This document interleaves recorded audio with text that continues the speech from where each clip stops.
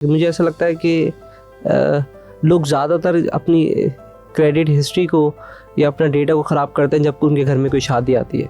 अगर बैंक उस particular product के अगेंस्ट आपको डिफ़ॉल्ट डिक्लेयर कर दे तो वो फिर डिफ़ॉल्ट आपकी क्रेडिट रिपोर्ट के अंदर नज़र आता है सालों साल। Even though I had a banking background, but when I came to DataCheck and I started working, first thing that I did was that I applied for my own credit report to see कि भाई मेरी अपनी credit worthiness क्या है। ऐसे ही मुझे सवाल आ रहा है कि आपका एक और बिजनेस भी खुल सकता है, शादी से पहले क्रेडिट स्कोर चेक कर लें। हमारे नेबर कंट्री के अंदर आप देखेंगे कि इवन सब्जी वाला भी QR के थ्रू पेमेंट कर रहा होता है, मतलब ले रहा होता है पेमेंट। फ्यूचर में कौन सा स्किल आप कहते हैं कि यार दिस इज़ अ स्किल, मुझे अब ये सीखना है? मुझे एक एक डिपार्टमेंट की फंक्शनैलिटी पता थी, एक एक प्रोसेस पता था, तो अगर आके मुझसे कोई एक के बाद भी बात करे तो मुझे I had the idea that no dude this is like this. अस्सलाम वालेकुम दोस्तों, उम्मीद है आप सब लोग खैरियत से होंगे। Welcome back to my YouTube channel gain with तहसीन।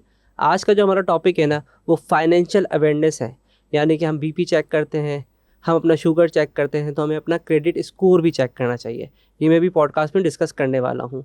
मैं आपका होस्ट तहसीन इस्लाम। आज की जो हमारी गेस्ट है वो महाविश साद खान है, ठीक है। इनकी जो एजुकेशन से रिलेटेड है, मास्टर्स किया हुआ इन्होंने, और ये HBL में भी काम कर चुकी हैं, साइबर नेट पे भी काम कर चुकी हैं, अभी आजकल जो है क्रेडिट ब्यूरो पे काम कर रही हैं।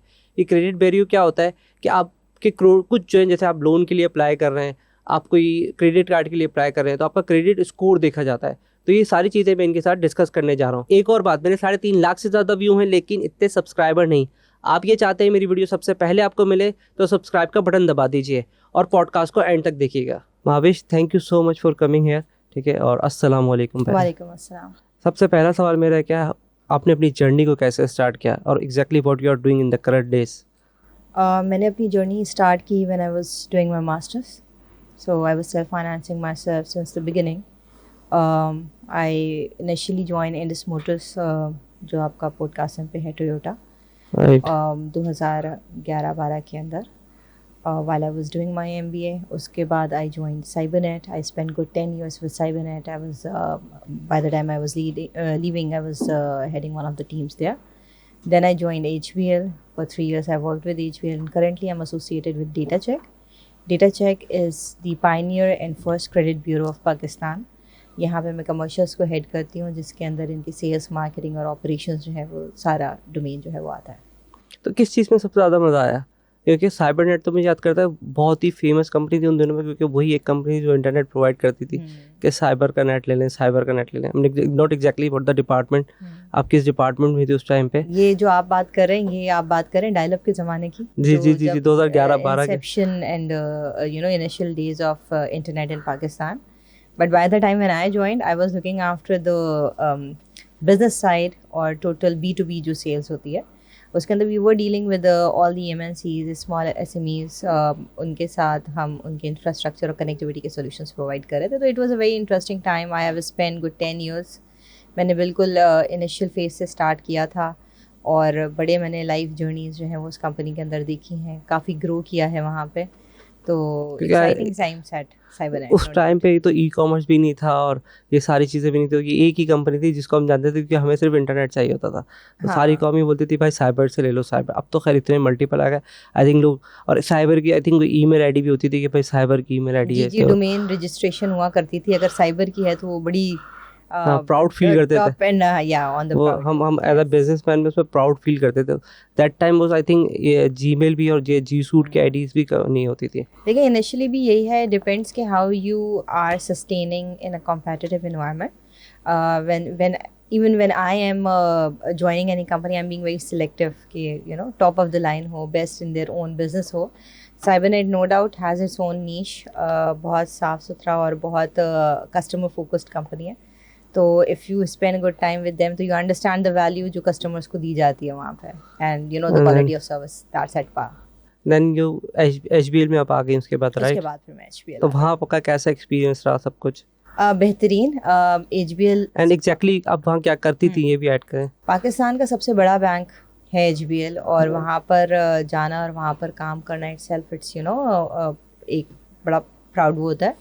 जब मैं वहाँ पे गई थी तो मैं सिंध और बलूचिस्तान रीजन्स को देख रही थी, वहाँ पे उनके कॉर्पोरेट प्रोडक्ट्स को। Then later on I was looking after e-commerce nationwide. E-commerce के अंदर आपके different solutions आ जाते हैं. जिस तरीके से वेबसाइट के ऊपर जब आप चेकआउट करते हैं सो वहाँ पर पेमेंट गेटवे की सर्विसेज हो गई. उसके ये किस टाइम की बात करें? आई थिंक ये 2016-18 नहीं, ये अभी आप 1 साल से पहले चले हैं. मैं 18-19 से 19-20 की बात मैं कर रही हूँ. तो मल्टीपल प्रोडक्ट्स के ऊपर हम काम कर रहे थे जिसके अंदर चेकआउट के सॉल्यूशंस थे, पेमेंट गेटवे हो गया, क्यूआर के सॉल्यूशंस थे, टैप एंड पे.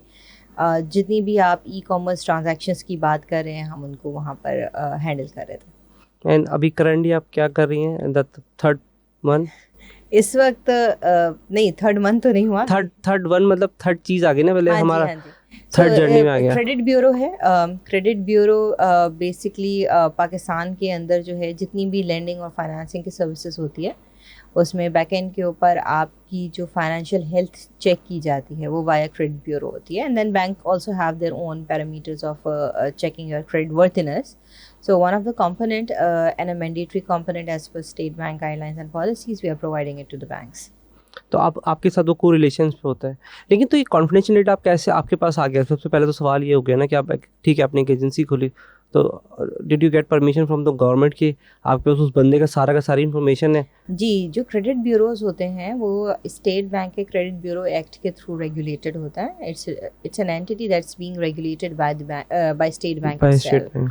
तो यहाँ पर जो भी डेटा आता है या जो भी डेटा जाता है it is all as per State Bank regulations. तो हम बड़ा स्ट्रिक्टली अबाइड कर रहे होते हैं और फॉलो कर रहे होते हैं. तो आपने मेरे पास भी आने से पहले डेटा चेक किया है मेरा सारा या नहीं? नहीं, बिल्कुल भी नहीं चेक किया कि क्रेडिट स्कोर उसका कैसा है? नहीं, बिल्कुल भी नहीं. ये बड़ी कॉन्फिडेंशियल इंफॉर्मेशन होती है और इसका मैंडेट टू चेक उसकी भी एक प्रॉपर गाइडलाइन है. ऐसा नहीं होता कि मैं किसी का भी उठा के चेक कर लूँ. So if you are going and applying to a bank for a loan or something, we have our rails established with these financial institutions and then they check your credit. ऐसे ही मुझे सवाल आ रहा है कि आपका एक और बिजनेस भी खुल सकता है, शादी से पहले क्रेडिट स्कोर चेक कर लें. जी, ये बड़ा लोगों को बड़ा रहता है और जब एंड आई रियली होप के people get into that awareness. But इसमें ऐसा नहीं है कि आप मुझसे लें. आपके पास ऑप्शन है कि आप खुद अपनी क्रेडिट रिपोर्ट जो है वो लेकर अपने ससुरालियों को वो कैसे ले सकते हैं फिर हम? So there are avenues available. For example, if you wanted to check your own credit report via data check, you can request us और हम आपको आपकी क्रेडिट रिपोर्ट प्रोवाइड कर देंगे. अच्छा, ये मैंने फर्स्ट टाइम आपसे सुना है पाकिस्तान में कि दिस इज़ द रिपोर्ट है, क्योंकि मेरे पास तो यूएस के बैंक अकाउंट है तो देर ऑलरेडी वहाँ पे ऑप्शन आ रहा है. हम लॉग इन करते हैं कि आपका क्रेडिट स्कोर क्या है, तो मैं देख लेता हूँ कि यार मेरा क्रेडिट स्कोर कहाँ चल रहा है. कभी वो बहुत अच्छे में जाता है, कभी क्योंकि अगर वहाँ पर अच्छा एक ऑप्शन ये मौजूद है कि अगर आपके बैंक अकाउंट में पैसे नहीं है तो पे कर देता है वो, आपका क्रेडिट स्कोर ख़राब कर देता है. हमारे यहाँ तो चेक वो वापस कर देते ना. तो कभी कभार मैंने देखा यार अगर पैसे नहीं है तो क्रेडिट स्कोर ख़राब करता है. तो वहाँ पे लाइव चल रहा होता है, तो आपको एक मोटिवेशन लेवल होता है कि यार ये ग्रीन से मतलब ये रेड की साइड पे ना जाए. बट मैंने कभी पाकिस्तान में तो फर्स्ट टाइम में मैं शायद अज्यूम भी नहीं कर सकता था कि इस तरह का होगा. आपने मुझे बताया ही है. तो हम इसको कैसे मॉनिटर कर सकते हैं? इंडिविजुअली हर दफ़ा में आपको ईमेल करनी पड़ेगी? देयर इज़ नो ऑप्शन कि हम ऑनलाइन जाके चेक कर सकते हैं? अच्छा, इसके अंदर 2 चीज़ें हैं. एक तो अगेन हमारे पास अवेयरनेस का बड़ा फुकदान है थोड़ा. पाकिस्तान के अंदर ये टूल्स अवेलेबल हैं. हर किसी को, मेरा भी एक क्रेडिट स्कोर है. अगर मैंने कभी भी कोई लेंडिंग की सर्विसेज करी और अगर लेंडिंग नहीं भी की हुई तो based on my demographics, based on my income, based on my gender and the work that I do, I have my score that's built up, right? हम चेक नहीं करते. ये हमारी एक अगेन नॉलेज थोड़ी सी कम है इस एरिया के अंदर. जब भी आप बैंक के पास जाते हैं, बैंक अपने एंड पर एनालिसिस करते हैं और हम भी अपने एंड पे एनालिसिस करते हैं. And you have your score generated. अच्छा स्कोर और बुरा स्कोर क्या होता है वो that's a different debate. But अगर आप चाहते हैं कि आप अपनी क्रेडिट स्कोर को चेक करें तो आप डेटा चेक कोई ईमेल कर दें, you will get your report. What recommended is कि अगर आपकी कोई फाइनेंशियल हिस्ट्री नहीं चल रही या अगर आप कहीं लोन आपने नहीं लिया हुआ और आप उसकी रीपेमेंट नहीं कर रहे, सो ट्वाइस मतलब 1 in 2 months और 3 months you take your report और आप उससे चेक कर सकते हैं.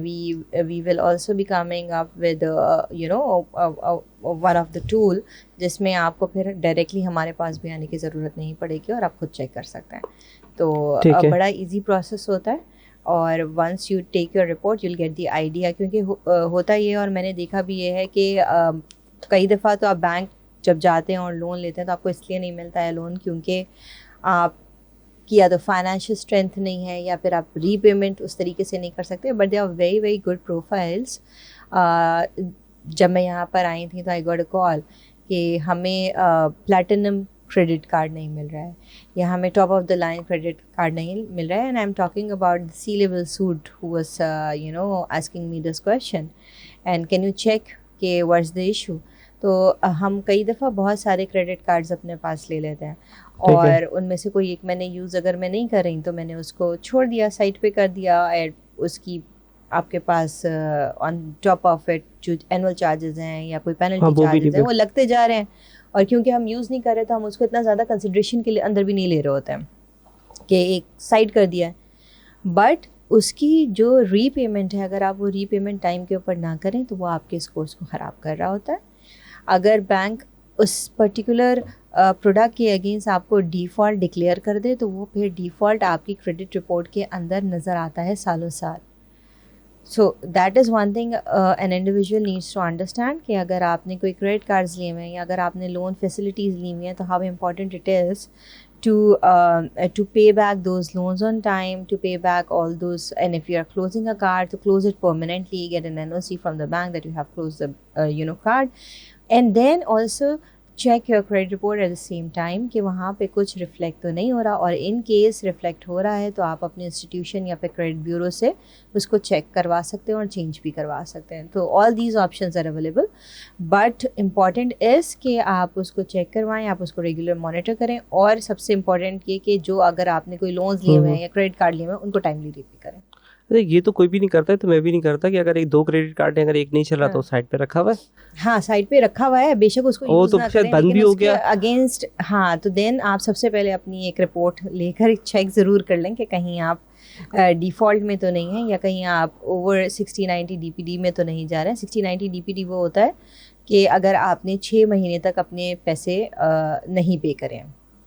तो हर बैंक का डिफरेंट क्राइटेरिया होता है, हर बैंक डिफरेंटली अपने प्रोडक्ट प्रोग्राम के अंदर आपको इंक्लूड करता है। कुछ जगहों पे अगर 60-90 के अंदर डिफ़ॉल्ट हुए हैं या DPD के अंदर डिफ़ॉल्ट नहीं भी हुए हैं तो भी वो फिर आपको लोन फैसिलिटी के लिए कंसिडर नहीं करें। अच्छा, सिर्फ आप क्रेडिट के से रिलेटेड ही बात करें, अगर हमारे अपने पर्सनल बैंक अकाउंट है वो रिफ्लेक्ट नहीं करते आपके क्रेडिट स्कोर पे। Bank account has nothing to do with your lending, ठीक है। जब आप लेंडिंग की बात करते हैं तो हम बात करते हैं लोन्स की।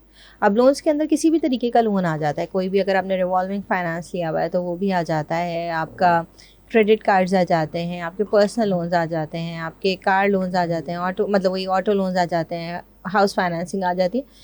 Anything that is on to finance अगर आपने कहीं से कुछ लिया हुआ है वो आपकी क्रेडिट रिपोर्ट के अंदर रिफ्लेक्ट भी होगा और वो आपके स्कोर्स के ऊपर असर भी करेगा। और मैं आपको ये बताऊं कि अगर आपको नहीं भी पता है तो इतनी कोई बड़ी बात है नहीं। Even though I had a banking background, but when I came to data check and I started working, first thing that I did was that I applied for my own credit report to see कि भाई मेरी अपनी credit worthiness क्या है। हम भी multiple credit cards use करते हैं, facilities लिए हुए होते हैं। So I checked it कि यार मैं सही हूँ या कोई इसके अंदर इशू तो नहीं आ रहा। So अल्हम्दुलिल्लाह that was all fine। नहीं, मुझे खुद भी अभी फिक्र हो गई है कि मैं भी ठीक हूँ या नहीं, क्योंकि एक कंपनी का नाम मैं ले लेता हूँ, नहीं लेना चाहिए। तो उसका क्रेडिट कार्ड था बेसिकली। अच्छा, टाइम टू टाइम एक और मेरे साथ जो हुआ, क्योंकि वो मैंने लिया था 2007 के अंदर। अच्छा, वो उस वक्त अगर डॉलर में वैल्यू बात करेंगे तो उस वक्त $350 बनते थे। 60 रुपये का डॉलर था आई थिंक उस वक्त दैट टाइम, तो $350, 22,000 की लिमिट थी। अच्छा, तो आज वो कितने डॉलर हुए? वो मेरे ख्याल $70 हो गए। तो उसको मैं कहीं यूज़ ही नहीं कर पाता था। अच्छा, मैंने उनको बोला यार इसकी लिमिट बढ़ा दो, तो उन्होंने कहा कि आपका दोबारा रीवेरिफिकेशन होगी, बैंक स्टेटमेंट जमा कराएं और ये वो। मैंने कहा ये दोबारा से काम करना, मैंने कहा छोड़ दे भैया, भी रहने दे यार बहुत। वो फिर वो एक लंबा प्रोसेस था। अच्छा, स्टार्टिंग में बहुत ज़्यादा टाइम होता है, तब बोलते हैं यार ठीक है यार अभी मुझे नीड है तो आप कुछ भी करके करोगे। जब आपकी नीड नहीं होती तब बोलते हैं यार ठीक है बात है, क्योंकि फैसल बैंक का मेरा है तो उसको वो चल रहा था। तो मैंने कहा यार इसको छोड़ रहा भाई का ही। और मैं थोड़े दिनों के बाद मैंने कहा यार वो एक छोटी पेमेंट करनी, एक कंपनी थी तो उसको मुझे ट्राई करना था, मैंने कहा मेरे कार्ड ज़्यादा यूज़ ना करते, तो मैं छोटा कार्ड यूज़ करता, तो मैंने ट्राई किया तो बंद हो गया। मैंने उसको फ़ोन करके बोला, कह रहा वो आपने 3 महीने से यूज़ नहीं करा, आई थिंक 1 साल से यूज़ नहीं किया था मैंने, वो पता ही नहीं चला 1 साल तो कैसे। बस आप उसको ये ज़रूर चेक करें। देखिए इम्पॉर्टेंट ये होता है कि आप ये देखें ना कि इंटरनेशनली आपके क्रेडिट ब्यूरोज काम कैसे करते हैं। क्रेडिट ब्यूरोज का काम ही ये होता है, बैंक पूरे पाकिस्तान में या कहीं पे भी जिस भी कंट्री का क्रेडिट ब्यूरो है, वो अपने लेंडिंग का डेटा उनको रिपोर्ट करता है, and credit bureau analyse that data and then they make a report and then they give it back to the banks whenever and if and when required.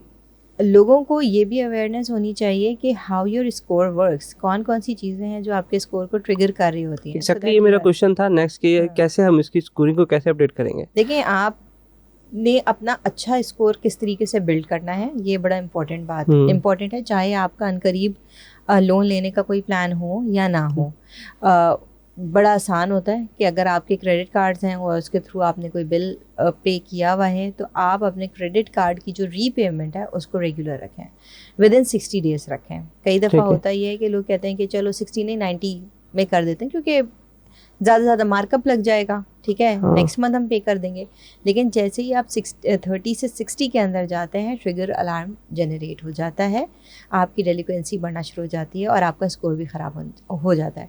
तो कोशिश ये किया करें कि जिस महीने में आपका जो क्रेडिट कार्ड का बिल आया, तो मिनिमम अमाउंट हो गई या फिर जो टोटल अमाउंट है उसको आप पे ऑफ कर दीजिए। एटलीस्ट कुछ ना कुछ पे करें, मिनिमम भी पे कर दे तो काम हो जाएगा। पे ऑफ ज़रूर करें, उसको आगे प्रोलॉन्ग ना करें। और बड़ा इस चीज़ का भी ख्याल रखें कि जितना आप पे कर सकते हैं उतना ही लोन लें, उतना ही क्रेडिट कार्ड को यूज़ करें, उससे ज़्यादा ना करें। क्योंकि जैसे ही आपने अपनी पेमेंट्स डिले करना शुरू करें और आपने 90 दिन से ऊपर गया आपका या 180 दिन से ऊपर गया, ये आप जो है ना डिफ़ॉल्ट या फिर बैड कस्टमर के अंदर आ जाएंगे। एक मैंने बुक पढ़ी थी कि यार बिल्कुल बॉटम लाइन पे सोचना चाहिए, नहीं भरते नहीं करते क्या होगा ज़्यादा से ज़्यादा, नहीं करते फिर ये होगा कि जब ज़रूरत होगी तो आपको कहीं से कोई लोन नहीं मिलेगा, क्रेडिट कार्ड भी नहीं मिलेगा और उनके पास वो डेटा होगा सारा का सारा। ऑफ कोर्स बिल्कुल होता है, फाइनेंशियल इंस्टीट्यूशंस के पास आपका बिल्कुल सारा फाइनेंशियल डेटा अवेलेबल होता है। आपके ख्याल में आपको लिमिट्स कैसे असाइन की जाती हैं कि बैंक को कैसे पता चलेगा कि आपको 1 लाख की लिमिट देनी है या 10 लाख की लिमिट देनी है? तो उसके पीछे एक साइंस होती है, उसके पीछे एक वर्किंग होती है।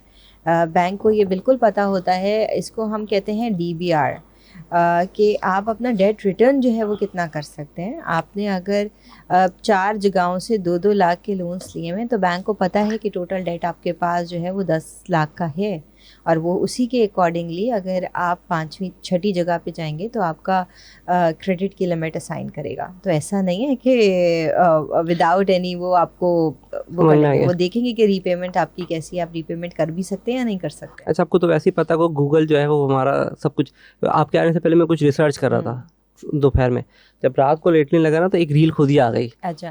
तो उस रील में ये आया था कि वो इंडिया की थी, क्योंकि वो हमारे तो उसने क्या करता, गाड़ी क्रेडिट कार्ड पे खरीदी। I am not sure exactly होता था, कह रहे मुझे गाड़ी 45 लाख की गाड़ी, तो उसने ली। मैं सोच रहा हूँ यार तुम्हारे मुल्क में इतनी सस्ती गाड़ी, पहले तो मुझे वो टेंशन हो जी बिल्कुल ऐसे ही उतनी बड़ी गाड़ी उसने कोई दिखाई मुझे। तो 45 लाख की उसने कराया, मेरे पास 3 क्रेडिट कार्ड थे, तो मैंने 1 से 10 लाख का चार्ज कराया, दूसरे से 10, तीसरे से, और तीनों ने मुझे कैशबैक भी दिया। हमारे यहाँ तो शायद आई एम नॉट श्योर, आप मुझे बताइए कैशबैक को। तो कह रहा 30 लाख वहाँ से मुझे तकरीबन 3 लाख रुपए का कैशबैक आ गया। तो जो मुझे 36 लाख रुपए की गाड़ी थी वो मुझे 33 लाख की पड़ गई, या 45 लाख की थी तो वो मुझे 42 लाख की पड़ गई। तो वो बता रहा था कि हम अगर क्रेडिट को अच्छा यूज़ करें तो इस तरह का ऑप्शन भी होता है कुछ। ये देखिए, अगर 3 डिफरेंट क्रेडिट कार्ड्स हैं आपके पास और आप कोई प्रोडक्ट लेने के लिए जा रहे हैं जिसकी वैल्यू है 2 मिलियन 3 मिलियन, और आपकी टोटल असाइन लिमिट या मतलब पूरी मार्केट में से जो आपको लोन मिला है या जो आप लोन क्रेडिट पे ले सकते हैं वो 3 मिलियन है, तो मैं आपको कभी सजेस्ट नहीं करूँगी कि आप उसके 70 या 80% के ऊपर चले जाएं या आप उसको 100% कंज्यूम कर लें, क्योंकि उसमें दो चीज़ें हैं। आप 3 बैंक्स के मार्कअप्स भी दे रहे होंगे, सो आप वो तो कैशबैक ले रहे हैं ना। कैशबैक तो ले रहे हैं, लेकिन आपने पेमेंट भी तो करनी है ना। चाहे मैं क्रेडिट के ऊपर कुछ भी ले लूँ, कैशबैक भी मुझे मिल जाए, कैशबैक यहाँ पर भी होता है, लेकिन आपने लोन की रीपेमेंट तो करनी है, तो आपको 3 डिफरेंट बैंक से पर मंथ लोन रीपेमेंट तो करनी है, ठीक है। दूसरा, आपकी जो टोटल लिमिट है अगर आपने उसको 70-80% के ऊपर एग्जॉस्ट कर दिया तो मार्केट के अंदर एक ट्रिगर जनरेट हो जाता है यूजुअली कि माविश ने अपनी टोटल असाइन लिमिट का 80% कंज्यूम कर लिया है, या मैंने एक जगह से क्रेडिट कार्ड लिया है और मैंने एप्लीकेशन दी है, फॉर एग्जांपल मैंने एक बैंक में एप्लीकेशन दी है क्रेडिट कार्ड की, और मैंने at the same time I am so desperate to have a credit card कि मैंने मीज़ान में भी अप्लाई, मीज़ान में तो खैर नहीं होता, अल्फला में भी अल्फला अप्लाई में, कर दिया मैंने, फैसल में भी बैंक। अप्लाई कर दिया मैंने, एज भी, अगर मैंने 3 जगह पे साइमल्टेनियसली अपनी क्रेडिट कार्ड के लिए अप्लाई किया है तो मेरा स्कोर ख़राब हो जाएगा। उनको पता चल जाता है, एप्लीकेशन ट्रिगर हो जाती है। ऑफ कोर्स एप्लीकेशन ट्रिगर होती है, and every time a lender check your credit report आपके स्कोर के ऊपर हिट होता है। आप जितनी ज़्यादा बैंक्स के पास जाके साइमल्टेनियसली अपनी एप्लीकेशन सबमिट करवाएंगे, आपके स्कोर के ऊपर वो ट्रिगर कर रहा होगा। आपने ये बात बोली कि अगर वो मेरा क्रेडिट कार्ड थ्रेशोल्ड में यूज़ करता हूँ, मैं तो अक्सर ये भी करता हूँ कि मुझे अगर अज्यूम करता हूँ मैं कि मुझे अगर 5 लाख का मेरे क्रेडिट कार्ड की लिमिट है और मुझे दिन में 10 लाख चाहिए, तो मैं उसको पहले एक दफ़ा 5 लाख भेज देता हूँ। अब मुझे एक महीने में 10 लाख की ट्रांजेक्शन्स करनी है, कुछ पेमेंट्स होती हैं, लेकिन लिमिट मेरी 5 लाख की है। मैं राउंड फिगर पे लाया ताकि बात समझ में आए। तो वो क्या, उनको वो भी ट्रिगर कर रहा होता है, लेकिन मैंने पे कर दिया उसका 5 लाख रुपए ताकि मेरी लिमिट इंक्रीज़ हो जाए। मिसाल के तौर 45 डेज़ में या 30 डेज़ में मैं सिर्फ 5 लाख यूज़ कर सकता हूँ, लेकिन मुझे 10 लाख यूज़ करना है। तो मैंने क्या करा, 5 लाख उसके अकाउंट में एक्स्ट्रा मैंने अपने क्रेडिट कार्ड में भेज दिए और उसको 10 लाख यूज़ कर लिए मैंने। तो इस तरह इस इम्पैक्ट को क्या कहेंगे आप? देखिए, अगर आपकी क्रेडिट कार्ड की लिमिट टोटल क्रेडिट कार्ड की लिमिट्स, या अगर आपने 4 क्रेडिट कार्ड लिए हुए हैं और उसकी टोटल लिमिट बन रही है 2 मिलियन 3 मिलियन, ठीक है, और आपने उसका 80% यूज़ कर लिया ट्रांजैक्शन के अंदर, तो ये ऐसा आपका ट्रिगर के अंदर आ जाता है कि आपने ओवरऑल यूज़ किया हुआ है। इसीलिए it is very important to wisely use your credits. Wisely use, अगर आपकी इस तरह की ट्रांजैक्शंस हैं तो I believe there are lot of credit cards जो कि एक अच्छी लिमिट आपको असाइन करते हैं, जिसमें मेरा ख्याल से 2 मिलियन तक की तो क्रेडिट की लिमिट्स जाती हैं। So I suggest those people who are into business या जिनकी ट्रांजैक्शन ज़्यादा हैं to get the higher to get those cards जिनकी हायर लिमिट्स हों, एंड देन फिर वो उसको प्रॉपरली यूटिलाइज करें। बट मुझे जो लगा, यू कैन करेक्ट मी, कि आप कह रहे हैं कि मल्टीपल क्रेडिट कार्ड ना लें, इंस्टेड नहीं, मल्टीपल क्रेडिट कार्ड्स लें, लेकिन तो उनको प्रॉपरली यूज़ करें और उनको 100% लिमिट तक यूटिलाइज ना करें। और अगर मैं एक ही का ज़्यादा कर लेता हूँ, एक ही को अगर 2 मिलियन पे और अगर आप उसको, हाँ, एक ही को कर रहे हैं, आप उसको कीजिए। आप लोन अगर रीपे कर रहे हैं टाइम पे, तो आप बस उसको टाइम पे रीपे करते जाइए। That's it, that's what it's all about. It's all about that you are not letting any डेब्ट ऑन यू। आप उसको प्रोलॉन्ग नहीं कर रहे। क्रेडिट कार्ड में सबसे ज़्यादा लोग फंसते कहाँ पर हैं, जब आप अपनी स्पेंडिंग जो है रीपेमेंट से ज़्यादा कर रहे होते हैं, ठीक है। अगर मेरे पास मैं eight the end of the day, eight the end of the month, मुझे पता है कि मैं अगर 50,000 का लोन लिए हुए हूँ तो मैं 50,000 रिटर्न कर सकती हूँ, then it's totally fine. But अगर मेरी रीपेमेंट जो है 50,000 की है और मैं क्रेडिट कार्ड के ऊपर 1 लाख 1.5 लाख की स्पेंडिंग कर देती हूँ, सो यहाँ पर आके लोग फंसना शुरू हो जाते हैं, because they can not repay it on time. So as far as you are balancing it, as far as whatever you are taking and you are paying it on the same time or on the right time, so it's fine, it's totally fine. तो इसमें एक सवाल मेरा ये है कि ये कैसे देख रहे होते हैं, मतलब अभी क्रेडिट कार्ड से निकल के, बैंक से निकल के, इनकी भी तो कोई आई होगी ना, तो ये ऐसे डेटाबेस को मैनेज कर रहे होते हैं कि आइदर उसको क्रेडिट कार्ड चाहिए, आइदर उसको कोई लोन चाहिए, तो वो क्या क्या चीज़, credit score it's a complex के, शायद वो एक आप तो अपने टेक्निकल पर कुछ हम आसान अल्फाज में बात करते हैं, यार ये देख रहे होंगे कि इसके पास इतनी जायदाद है तो उसको इतनी लिमिट मिलनी चाहिए, या इसके बैंक अकाउंट में डेबिट पे इतना पैसा है। Bank to bank multiple factors होते हैं जिसके ऊपर जिसको एक तो स्कोर होता है, दूसरा ही होता है आपका अपना पैरामीटर और आपका अपना स्कोर कार्ड। हम एज अ ब्यूरो जो स्कोर कार्ड दे रहे होते हैं वो तो जो इंडस्ट्री का डेटा रिपोर्ट हो रहा होता है उसके अगेंस्ट बिल्डअप कर रहे होते हैं।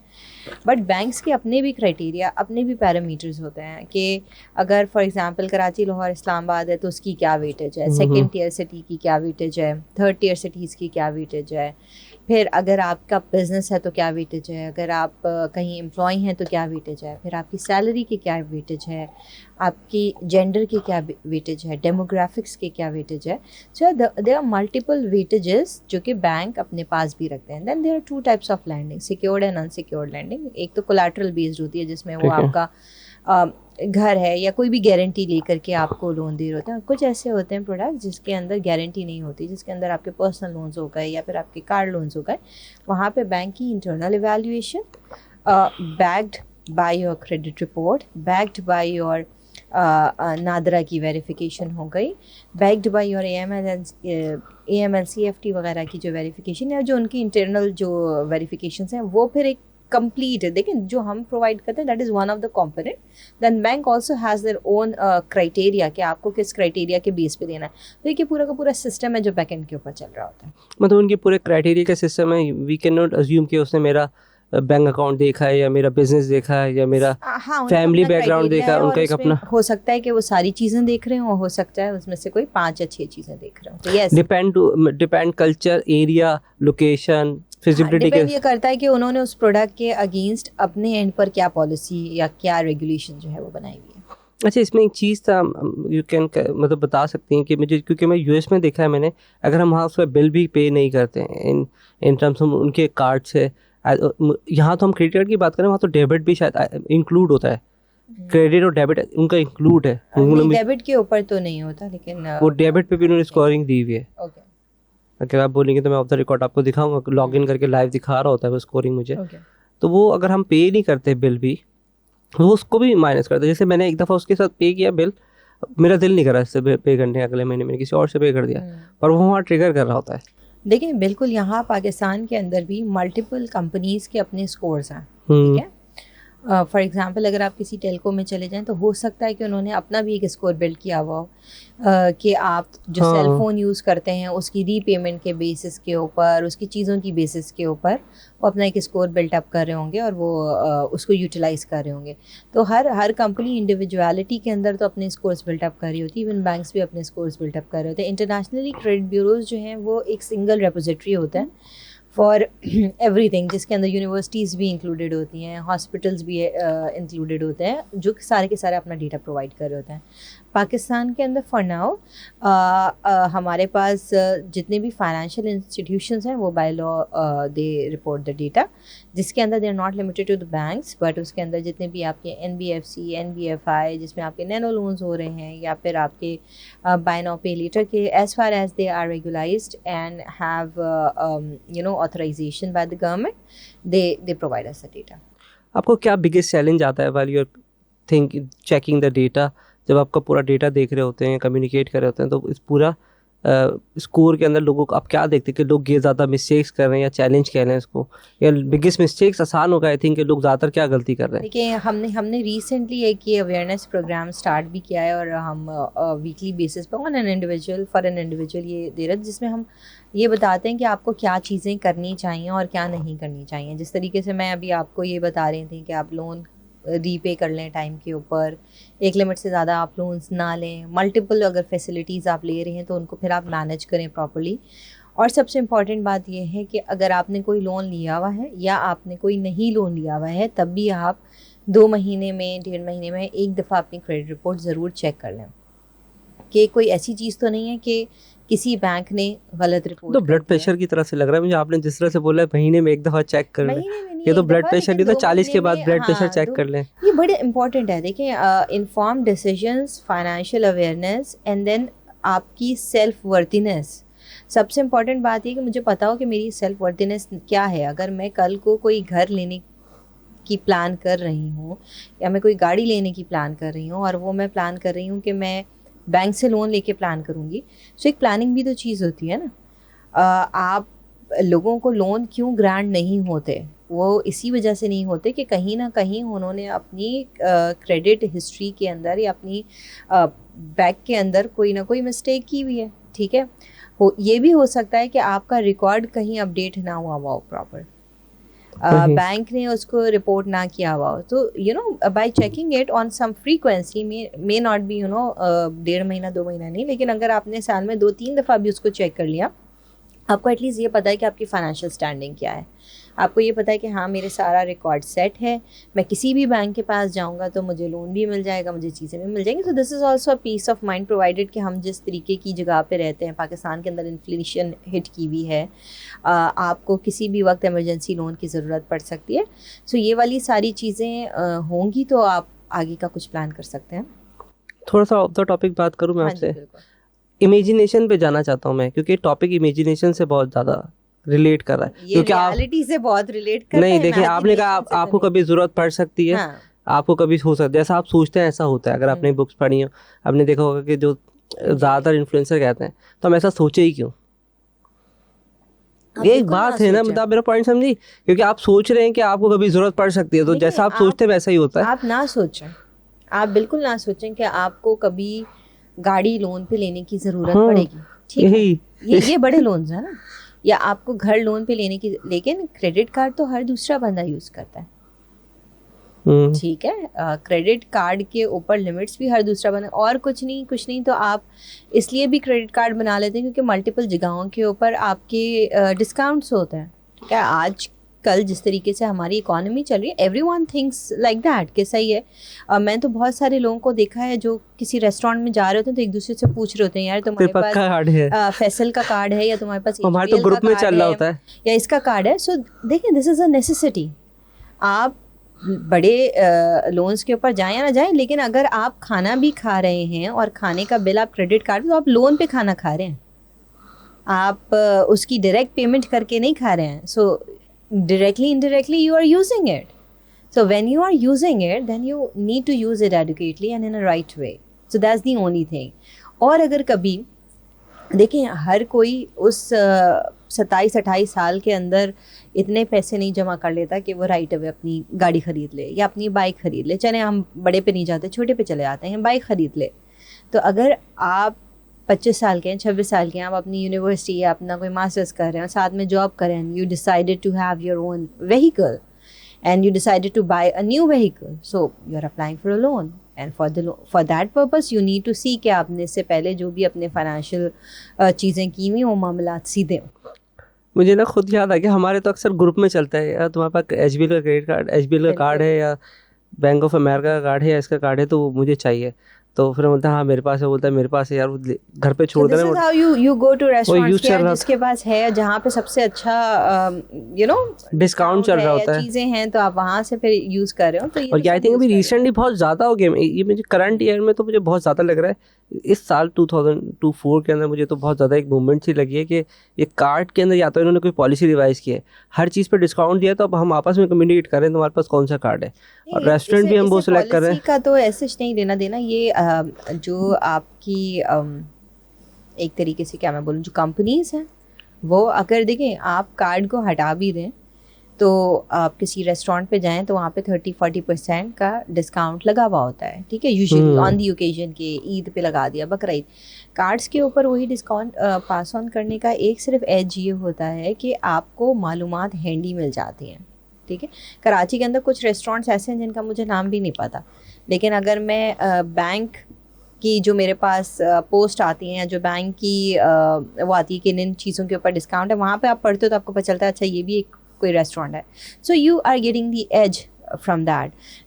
यहाँ पे कुछ बैंक्स ऐसे हैं जिनका बहुत बड़ा कस्टमर बेस है, जिनके बहुत ज़्यादा क्रेडिट कार्ड्स हैं, डेबिट कार्ड्स हैं, और वहाँ पे फिर आपकी इंडस्ट्री को बड़ा फ़ायदा होता है कि they take the leverage. So it's a win win thing, they both take the leverage of each other's reach, and this is the discount that the customer in any जो company है वो in any case is passing on to the customer, so they then route it via channel. लेकिन अगर आप कई दफ़ा जाएंगे ना, तो आपको ये भी पता चलेगा कि जी फेयर पॉलिसी या फेयर यूजेज है, या इतना मैक्सिमम इतना डिस्काउंट है, इतनी कैपिंग है, तो वो वाली सारी चीज़ें भी देख लिया करें। तो इसमें हम क्रेडिट कार्ड का तो मुझे आइडिया है कि ये तो परसेंटेज पे लगाते हैं। एक लोन होता है हम जो बैंक से लेते हैं, वो तो एक सडन परसेंटेज होता है, 22 आई थिंक चल रहा है, 23-24 वो काइबोर प्लस इंटरेस्ट, ठीक है। लेकिन तो क्रेडिट कार्ड पे कोई परसेंटेज फिक्स नहीं होती है आई थिंक। नहीं, क्रेडिट कार्ड के ऊपर मर्चेंट टू मर्चेंट वैरी कर रहा होता है। जो आप क्रेडिट कार्ड के ऊपर पे करते हो ना, that's called merchant discount rate, ठीक है। वो हर मर्चेंट का डिफरेंट होता है, वो आपके ऊपर नहीं आता है, वो यूजुअली जो आपका मर्चेंट है वही आगे पे ऑफ कर रहा होता है उसको। सो उसमें आप सिर्फ जो ट्रांजैक्शनल वैल्यू है वही आप पे कर रहे होते हैं। अगर जो भी सर्विस चार्जेस हैं on top of that transactional value, तो जिसने वो सर्विसेज ली हुई हैं वो आगे दे रहा होता है। और उसके अंदर भी वो क्रेडिट कार्ड के नहीं होते, वो यूजुअली जो आप इलेक्ट्रॉनिक मीडियम यूज़ कर रहे होते हैं to punch your credit card, उस उस पे चार्ज हो रहा था। फॉर एग्जांपल आपने अपना क्रेडिट कार्ड दिया, वो पॉस मशीन के ऊपर चार्ज है, तो वो पॉस के चार्जेस होते हैं जो कि आगे जो भी बैंक है वो चार्ज कर रहा होगा। अच्छा, इसमें कभी कभार ना आप मुझे बताइएगा ये तरीका सही है या गलत है। वो अक्सर मैसेज कर रहे थे कि मैंने बिल्स वगैरह पे कर दें, तो कभी कभी मेरा दिल करता है कि मैं पे कर दूं कि मुझे कुछ पॉइंट्स मिल जाएंगे, उस पॉइंट से जाके मैं कुछ ब्रांड पे जाके मुझे मिलता। और मैंने खाया बहुत, मुझे 2007-8 में ना मेरे को बहुत अच्छे पॉइंट मिलते थे। पूरी पूरी फैमिली को ले जाके मैकडोनल्ड्स में मैं आइसक्रीम तक खाओ भाई, क्योंकि मेरी यूटिलाइजेशन इतनी थी। हाँ, तो फिर आप पूरा उसको पूरा खाना यूटिलाइज करते किया थे। करें। तो वो जो अगर मतलब अभी शायद वो मोटिवेशन उस वक्त ना टाइम भी बहुत होता था कि छोटी छोटी चीज़ों पे आप थोड़ा सा टाइम एक्सपेंड कर लेते थे कि ठीक है यार आपको। अभी मेरे दोस्त थे पूरे, मुझे भी याद है, हम पूरे पूरे फैमिली को KFC में ले गए, मैकडोनल्ड्स में लेके गए, मैं PC होटल तक में ले गए, मेरे इतने पॉइंट्स होते थे, खाना खाते थे हम जा जाके। ये अभी भी करना चाहिए। ये वो चीज़ें हैं जो आपने अर्न की हैं हमारी इकोनॉमी के अंदर। मैं उसकी एक वजह बता रहा हूँ ना, मैंने हाँ। यहाँ के कार्ड यूज़ करना छोड़ दिया ना, क्योंकि वो अच्छा, आपने कार्ड यूज़ करना 18% टैक्स भरना पड़ता है। हम्म तो कौन यूज़ करेगा, मुझे लिटरली मुझे बताया ना। तो मैं यूज़ नहीं कर रहा हूँ, पर अभी मेरे दिमाग में आपसे बात करते आया कि अगर मैं उससे बिल पे करूँ तो वो पॉइंट मिलेंगे। लेकिन मैं आपको एक चीज़ ये बताऊं कि on a lot of areas जब आप अपना क्रेडिट कार्ड यूज़ करते हैं, डेबिट कार्ड यूज़ करते हैं, क्योंकि हमारी तो गवर्नमेंट और स्टेट बैंक भी फाइनेंशियल इंक्लूजन की तरफ जा रही है, और जब आप फाइनेंशियल इंक्लूजन की तरफ जा रहे होते हैं तो जो मेन एरिया ये होता है कि आप कैश से कैशलेस के ऊपर जाएं। हमारे नेबर कंट्री के अंदर आप देखेंगे कि इवन सब्ज़ी वाला भी QR के थ्रू पेमेंट कर रहा होता है, मतलब ले रहा होता है payment. So now if you study कि गवर्नमेंट ने क्या लेवरेज दिए हुए हैं या टैक्स के ऊपर क्या आपको क्या कहते हैं बेनिफिट्स दिए हुए हैं, if you are using electronic platform, अगर आप कैश के बजाय कैशलेस के ऊपर जा रहे हैं तो आपकी जो परसेंटेज है ऑफ द टैक्स वो भी कम है। अब मेरा पॉइंट नहीं समझे, मैं बताता हूँ। ये देखिए, यहाँ अगर मुझे फेसबुक की आसान, या अगर मुझे गूगल की, या मुझे अगर आपने मेरा ऑफिस विजिट किया तो पेमेंट करनी है, तो मुझे 18% टैक्स पे करना है यहाँ पे। तो मैं क्यों ना अमेरिका में अकाउंट खोल के या बाहर अकाउंट खोल के वहीं से वहीं पेमेंट कर दूँ, क्योंकि पेमेंट तो बाहर से आनी है ना। ये तो हमारा एक सिस्टम बना हुआ है। ये तो फिर आप अपनी इकोनॉमी को भी तो सपोर्ट कर रहे हैं ना। देखिए पाकिस्तान लेकिन 18% टैक्स भी तो आप चेक करें, आपका मार्जिन कितना होता है बिजनेस के अंदर। ये बिल्कुल है, लेकिन अब जाहिर सी बात है वो तो गवर्नमेंट के जो भी पॉलिसीज़ हैं। इसमें सवाल ये बनता है कि ठीक है, अभी मैं कितने सवाल कर सकता हूँ, क्योंकि एक बहुत ही लंबी डिबेट क्रेडिट स्कोर की। Is there any information in the online कि जिसको जाके मैं अपने आप को सेल्फ एजुकेट कर सकूँ? आप बिल्कुल सेल्फ एजुकेट कर सकते हैं। आप मेरी जो कंपनी है डेटा चेक, इसके लिंक्डइन के पेज के ऊपर चले जाएं। हम हफ्ते में 2 से 3 दफ़ा एज अ कंज्यूमर अवेयरनेस की पोस्ट जो है वो अपलोड कर रहे होते हैं, so that you get the ample of the data, जितना आपको पता होना चाहिए कि आपको किस तरीके से अपने क्रेडिट स्कोरिंग के ऊपर काम करना। You will get the information that will educate you at least. Habit बनी भी है हमारी यूडीमी की, यूट्यूब की, कोर्सेरा की, तो इस कुछ इन्फॉर्मेशन वहाँ से हमें अवेलेबल हो सकती है। बिल्कुल अवेलेबल होगी, बिल्कुल अवेलेबल। तो उसमें क्या कीवर्ड डालें? मुझे तो अभी तक कीवर्ड क्रेडिट स्कोर डालें, हम क्या डालें? आप क्रेडिट स्कोर डाल दें, आप ये कर दें how to monitor your credit score, how it impacts your financial decision, how banks are checking your credit score. So there are multiple keywords that you put in. But अब तो हमारा जो AI है वो इस तरीके से काम करता है कि आप एक कीवर्ड डालेंगे तो 4 आपको खुद वीडियोस दिखा देगा। So that's not an issue. मुझे पता नहीं क्यों लगता है इशू है, बिकॉज आई थिंक मुझे पाकिस्तान भी ऐड करना पड़ेगा, बिकॉज एवरी कंट्री, हर कंट्री का एक डिफरेंट सिनेरियो है, तो we have to mention the Pakistan as well. In Pakistan, या आप ये भी कर सकते हैं कि how credit bureaus work in Pakistan, how banks are taking services of credit bureau. But more or less हर दुनिया में बेशक डिफरेंट तरीके से काम कर रहे हो, लेकिन कॉन्सेप्ट और आइडियोलॉजी जो है ना वो सेम ही है।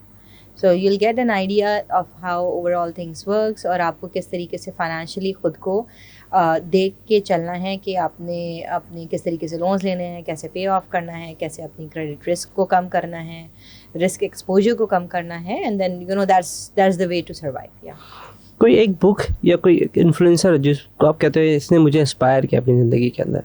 यार इन्फ्लुएंसर्स तो मुझे यूजुअली इतना इंस्पायर नहीं करते, because a lot of influencers are influencing for like I don't know what, अपने एरिया में करते हो ज़्यादातर। बट बुक्स के अंदर I was a avid reader, now I get less of time, but मुझे अल्केमिस्ट बहुत पसंद है।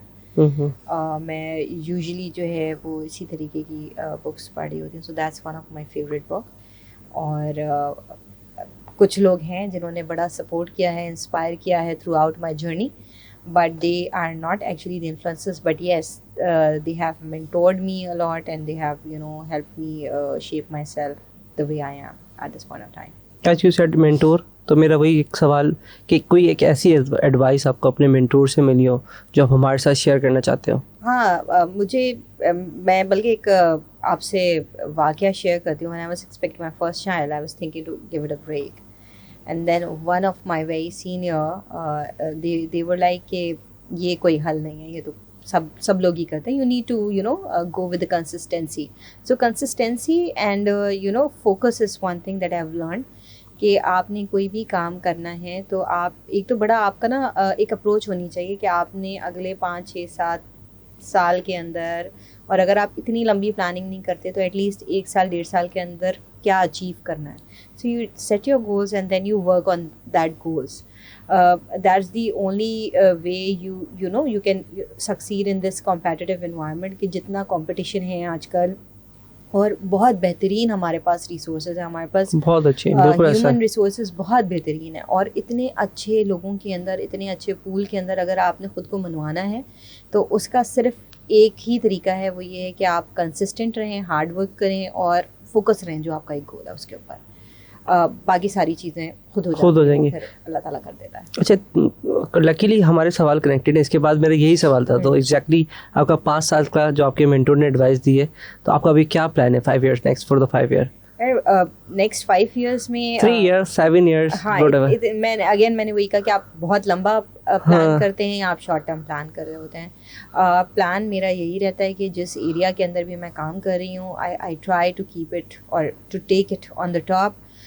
फिर चाहे वो बैंकिंग इंडस्ट्री हो, जो भी आप काम करें, आप कोशिश ये करें कि उसको 100% अपना दें, 100% अपना दें, और एक फोकस ये करें कि यार ये प्रोडक्ट है जो मैंने ए से स्टार्ट करा है और उसको मैंने जी तक लेकर जाना है. So you know this is exactly the plan कि जो भी काम करें उसको बेहतरीन तरीके से काम करें. बाकी आगे की चीज़ें वो ना मुझे पता है ना आपको पता है, बट कंसिस्टेंसी होनी चाहिए, गोल होना चाहिए to take the product to a certain level, and that's what I am doing at this point of time. नहीं, बिल्कुल परफेक्ट कर रही हैं. इसमें जब एक और सवाल बनता है कि जब हमने अपने कैरियर को चेंज किया है, राइट, ये मुझे शायद आई थिंक उस वक्त करना चाहिए था, पर कम्युनिकेट करते करते आया क्योंकि आपने पहले उस पर, तो क्या बिगेस्ट चैलेंज आपको आया? और दूसरा सवाल इसमें साथ कनेक्टेड बनता है, तो क्यों चेंज किया? एक तो यार मुझे तो बहुत अच्छा लगा साइबर का सुन के, बिकॉज आई थिंक मेरे शायद इमोशंस होंगे उनके साथ जो पुराने हैं. तो why did you change your career, और फिर आपको बिगेस्ट चैलेंज क्या है कि बिल्कुल वो एक अलग दुनिया है, ये एक अलग दुनिया है? देखिए, जब आप करियर को चेंज करते हैं ना, तो वो आप समझें, वो आप इस तरीके से लें कि आप एक फार्मासिस्ट हैं, और फार्मासिस्ट होके होटल इंडस्ट्री में आ गया, तो समझ में आता है कि जो आपने करा था वो आपने बिल्कुल, you know, you are on to the paradigm shift. With me, I am into sales since the beginning. ठीक है. तो जो आपका एक एरिया ऑफ फोकस है ना, वो आप अपना एक डिफ़ाइन कर लें कि आपने करना क्या है. मैं हमेशा बोलती हूँ, जो लोग सेल्स में आते हैं मैं उनको भी बोलती हूँ कि सेल्स इज़ अबाउट पैशन. अगर आपके अंदर वो पैशन है to go to meet people and to do the sales, बाकी अगर आप मेरा देखेंगे तो it's since the beginning it's sales. Industry different हो सकती है, प्रोडक्ट डिफरेंट हो सकता है, लेकिन आपकी मार्केट वही है. जब आप पाकिस्तान की बात करते हैं, तो चाहे आप ई कॉमर्स की बात करें, चाहे आप इंटरनेट की बात करें, इंडस्ट्री वही है, लोग वही हैं. ठीक है, आप जहाँ उन्हीं के पास रहें, प्रोडक्ट चेंज हो जाता है. प्रोडक्ट के अंदर भी if you are into selling and if you like selling, then also you need to see कि आपका शिफ्ट फ्रॉम द प्रोडक्ट क्या हो रहा है. शुरू से I am being very fortunate कि I got the chance to be with the top people, to be with the top companies where उनकी मार्केट के अंदर एक से है, मार्केट के अंदर एक वैल्यू है. और मैंने हमेशा कोशिश ये की है कि मैं जिस जगह पे भी जाऊँ वहाँ पे उनकी ही चीज़ के अंदर एक थोड़ा सा वैल्यू एडिशन करूँ. So that's all it is, but it's never the change of field, it's always sales in the beginning. So that is one thing that's consistent throughout. ऐसी कोई एडवाइस आप देना चाहते हैं पहली तो फीमेल्स कि वो अपने कैरियर स्टार्ट करना चाहें इन द फाइनेंस एरिया? आपका तो खैर मल्टीपल है, यू कैन एडवाइस, मतलब फाइनेंस में भी कर सकती हैं, बैंकिंग सेक्टर में भी कर सकती हैं. तो व्हाट डू यू थिंक कि जिसके पास ये स्किल्स हैं या ये एबिलिटी है वो इजीली फाइनेंस या फिर इस एरिया में जो हमारे पास बैंकिंग सेक्टर है इस पे आ सकता हो? देखिए मेरी एडवाइस इर्रिस्पेक्टिव कि आपकी क्या कोर एरिया ऑफ एक्सपर्टीज़ है, मेरी एडवाइस सिर्फ ये है कि अगर आपने पढ़ाई की है, अगर आपने एक ज़िंदगी के 16-18 years you have given to education, then utilise it. अगर आपके पास बैक के ऊपर सपोर्ट है तो आप उस सपोर्ट को लें, नहीं है सपोर्ट तो then if you are married तो आपका स्पाउस आपको हेल्प आउट करे। अब तो we have a lot of options, सारी अच्छी कंपनीज जो हैं उनके अंदर डे केयर की फैसिलिटी मौजूद है। मैं जब लेक्सन के अंदर थी तो my daughter use to go to day care, so I started my job, I resume my job just after a month of my daughter. तो अपने करियर को ब्रेक अगर आपने देना है तो बड़ा सोच समझ के ब्रेक दें। कंसिस्टेंसी इज़ द की। दोनों साथ में काम करें। आपका जो जेंडर है it's only a gender, but it doesn't define कि यार वो आपने काम कर सकती हैं या नहीं कर सकती। Being a female, yes we do have our set of challenges कि आपने फैमिली के साथ, बच्चों के साथ, it gets difficult to manage at times, but अगर आप उसको प्लान आउट करते हैं तो सब हो जाता है। ये मैं अपने एक्सपीरियंस से बात कर रही हूँ because I am a mother. मैं अपनी बेटी को अपने साथ ऑफिस लेके जाती रही हूँ। I got support from my husband throughout. And अगर सपोर्ट नहीं भी हो तो I think dialogue is the way to go, कि आप बात करें and you find out the way, you figure out the way that how you are going to manage the things. बहुत अच्छी रिसोर्सेज हैं जो हमारे पास आती हैं, और ऑनेस्टली फ़ीमेल जो आपके पास वर्क फोर्स है वो बहुत पॉलिश्ड होती है और बहुत बहुत अच्छे, बहुत स्किल्ड लोग होते हैं। और मैंने बहुत सारे लोगों को just after marriage, only because we are getting married, कह करके जॉब छोड़ते हुए देखा है। सो ये चीज़ मुझे हमेशा से बड़ा बॉदर करती है। और मेरा सिर्फ एक एडवाइस यही है दैट कोशिश करें कि कंटिन्यू करें, अपनी फैमिली और अपने करियर को बैलेंस करें। और it's a responsibility of parenting. जिस तरीके से लड़का कर रहा होता है घर और बच्चा मैनेज, उसी तरीके से आप भी करें। आपने कैसे मैनेज किया कि काम भी कर रही हैं फिर फैमिली भी है, बैलेंस कैसे करके भी चला रही है मतलब? या my husband was very supportive and is very supportive माशाल्लाह से। 10 साल पहले या 14 साल पहले मैंने वॉज इन लेक्सन, तो वहाँ पे तो डे केयर था, तो I use to take my daughter to the day care. और फिर डे केयर की भी एक एज होती है कि आप 6-7 साल के बाद आपका डे केयर ख़त्म हो जाता है। तो then me and my husband we sat and we decide कि one of us should quit the job and do our own work. तो my husband set up his company. वो 9 to 5 वाली job नहीं करते, उनकी अपनी कंपनी है, तो वो दिन के वक्त वो बैलेंस कर रहे होते हैं, शाम में मैं बैलेंस कर रही हूँ। क्योंकि सबसे बड़ा हम लोग के साथ तो मसला यही है ना, उसको स्कूल लेके जाना है क्योंकि प्रॉपर सिस्टम नहीं, फिर उसको लेकर आना है क्योंकि आपके यहाँ प्रॉपर ट्रांसपोर्टेशन सिस्टम ही नहीं है, तो वो हमें खुद ही करना पड़ता है। तो मैं यही था कि यार अब उसको छोड़ने आना होगा, फिर 2 बजे उसको लेने जाना है, तो हमारी सबकी ज़िंदगी तो इसी चक्कर में गुजर गई। सारा पार्ट एंड पार्सल है। हम भी इस फेज से गुजरे हैं जिसमें सुबह एक छोड़ता है, दोपहर में एक पिक कर लेता है। बट अगेन मैं आपको ये बात बताऊं कि कोई ऐसी चीज़ नहीं है जो आप मैनेज करना चाहें और आपसे मैनेज ना हो। तो जब आप अपनी चीज़ें प्लान आउट कर रहे हैं तो प्लान इट वाइजली। हर किसी के सर्कमस्टांसेस डिफरेंट होता है। मैं ये नहीं कहती कि हर कोई सेम तरीके का काम कर सकता है या काम नहीं कर सकता।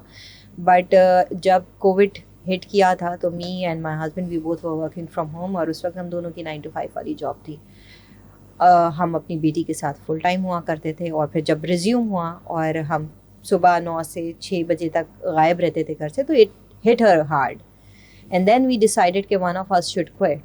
तो बोल्ड स्टेप होते हैं, कुछ आपको लेने पड़ते हैं। This is where your financial planning works, कि कितने टाइम तक जो है वो आप अपना ROI या आप रिटर्न ऑन इन्वेस्टमेंट अगर आप किसी बिजनेस में डालते हैं तो विदाउट एनी प्रॉफिट आप मैनेज कर सकते हैं या सर्वाइव कर सकते हैं। So we did it. We did a trial run where he started his own setup. We make a plan कि हम 6 महीने तक किस तरीके से चीज़ें करेंगे. But alhamdulillah, it's been 2.5-3 years and it's working fine. So it's all about you taking bold step in your life, and you try to balance out your family, your kids, and everything. I think communication आपको करनी पड़ेगी with the environment, with अपनी family में आपके जो members हैं। अगर joint family members हैं then you have to communicate कि यार हम इस चीज़ को कैसे रिजॉल्व कर सकते हैं। देखें, दो तरीके की चीज़ें हैं जो मैं बोलती हूँ। Again this is totally off topic, but मेरा अपना पर्सनल ओपिनियन बड़ा स्ट्रॉन्ग है इस चीज़ के अंदर कि whenever you are getting married, you have an idea that your spouse or the spouse who is going to be, मतलब the girl that that's going to be your spouse is working और not working. ठीक है, तो अगर आपका family इस तरीके की है जहाँ पर आपके यहाँ लोग काम नहीं करते, तो फिर आप you should opt for somebody who is of the same mindset rather than bringing somebody who is of a professional mindset and then asking them to stay at home. तो ये जो आपकी जो प्रायोरिटीज़ हैं ये आप इनिशियल डेज से ही अगर थोड़ा बैलेंस आउट कर लें और आपको ये पता हो कि जी मेरी तो बड़ी घरेलू फैमिली है, तो वहाँ पर उसी तरीके के माइंडसेट के लोग चल पाएंगे। और अगर आप लेकर आ रहे हैं कोई प्रोफेशनल, तो आप फिर मेंटली प्रिपेयर रहें कि आप प्रोफेशनल लेकर आ रहे हैं, तो आप लोगों ने उसी तरीके से उसके साथ उसको डील करना है, उसी तरीके से रहना है। सो ये हमारे यहाँ कम्युनिकेशन गैप है बड़ा। ये सारी चीज़ें जो हैं वो पहले से ही बात होनी चाहिए। आप लोगों के जो करियर गोल्स हैं वो डिस्कस्ड होने चाहिए। In my case, my husband knew it since the beginning that how passionate I am about my work, and he supported me since the beginning. There was not a single day where I was told not to work because I have to take care of my household stuff. इसमें ये भी हो सकता है जैसे आपने credit score की report लेनी है तो फिर फीमेल की भी रिपोर्ट ले लें कि भाई वो क्या चाहती है। There should be a question के भाई उससे करके उससे बहुत से क्वेश्चन होना चाहिए ना कि आप बात कर लें आपस से। आपके क्रेडिट यार हमारे कल्चर में भी तो एक मसला है ना कि वो उसको अलाउ नहीं। अगर हमारी फैमिली देखेंगे तो फीमेल से बात करने क्या उसकी तो खैर अभी मीडिया आ गई इसकी हम तस्वीर देख लेते हैं, लेकिन आपको ये तो पता होता है ना कि काम कर रही हैं या नहीं कर रही हैं। और you get an idea of what kind of education she has taken. उसने क्या पढ़ा हुआ है, इंजीनियर है तो जाहिर सी बात है, या डॉक्टर है तो आप उसको ये तो नहीं बोलेंगे बाद में कि तुम डॉक्टर तो हो लेकिन मेरा घर देखना है। तो ये सारी एक्सपेक्टेशंस आई थिंक बड़ा इम्पोर्टेंट है कि कम्युनिकेशन बहुत सारी कम्युनिकेशन करें। बट ये तो बड़ी एक अंडरस्टूड सी बात है कि अगर मैं डॉक्टर हूँ, मैंने स्पेशलाइजेशन की हुई है, तो जाहिर सी बात है फिर मेरा फिर दरवाज़ा हॉस्पिटल है, मुझे जाना होगा, वहाँ जाना होगा। मैं तो देखा डॉक्टर की लाइफ तो बहुत, मैं भी रिसेंटली कुछ हॉस्पिटल में गया तो मैं देखा डॉक्टर की लाइफ तो बहुत मुश्किल है। I have a family full of doctors. बहुत मुश्किल है। ऐसा ही है, मुझे लगा कि वो तो बेचारे सुबह उनको आना है, चाहे वो बेवकूफ़। ये बात जो है ना, ये अगर ऐसा तो नहीं है ना, आप एसेंशियल सर्विसेज के अंदर जा रहे हैं, आपको पता है कि ये इस जॉब की डिमांड है। वो जानते हुए अगर आप उस करियर को चूज़ कर रहे हैं तो फिर आपको उसके प्रॉज एंड कॉन्स पता होने चाहिए। आपको पता होना चाहिए किस तरीके, अगर आप 9 to 5 वाले हैं तो फिर you choose your education wisely. हमारे यहाँ तो ये होता है कि लोगों को इतनी ज़्यादा करियर काउंसलिंग भी नहीं मिलती। अब तो फाइनली अल्लाह का शुक्र है, there lot of companies universities जो कि करियर काउंसलिंग के प्रोग्राम और मेंटरशिप प्रोग्राम जो है वो स्टार्ट करती हैं। मैं खुद यूनिवर्सिटी का पार्ट हूँ जहाँ पर मैं जाती हूँ और मैं करियर काउंसलिंग भी करती हूँ और मैं उन्हें बच्चों को बताती भी हूँ कि आपने किस तरीके से आगे का करियर प्लान करना।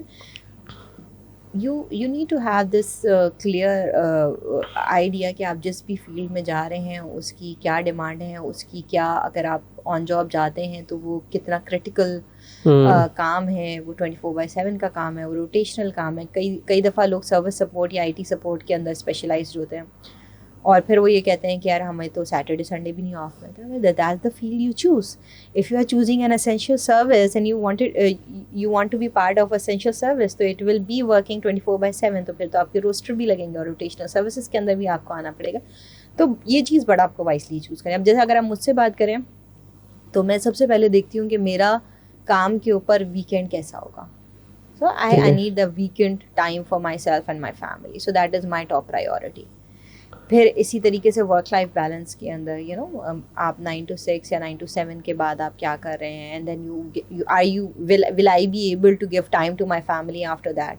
So this is my top priority। और ऐसा नहीं है कि आपको आपकी प्रायोरिटी के हिसाब से और आपको आपके रिक्वायरमेंट के हिसाब से जॉब नहीं मिलेगी, चीज़ नहीं मिलेगी। If you are good in what you are doing you will get exactly what you want. Perfect. एक सवाल 2 सवाल के साथ करूँगा था। स्किल, आपको ऐसा क्या स्किल लगता है कि जो मैंने पास में सीखा, आइदर वो सोशल स्किल हो, डिजिटल स्किल्स हो, टेक्निकल स्किल्स हो, that you learn, and future में कौन सा स्किल आप कहते हैं कि यार दिस इज़ अ स्किल मुझे अब ये सीखना है? यार मैंने जॉब के अंदर जो चीज़ सीखी और जिस पे सबसे ज़्यादा काम किया है वो है शायद may be managing a human skill. ठीक है, बिकॉज जब आप इंडस्ट्री के अंदर आते हैं, respective what you feel is human management और individual management is the key. आपकी आधी चीज़ें जो हैं वो आपकी अपनी फेस वैल्यू के ऊपर या फिर आपके लोगों के साथ किस तरीके की इंटरेक्शन है उसके ऊपर बेस कर रही होती है। तो that's one thing that I have learned through out. और मैं लोगों को भी यही बोलती हूँ कि आप अपनी कम्युनिकेशन स्किल्स के ऊपर काम करें, दैट्स द की टू गो।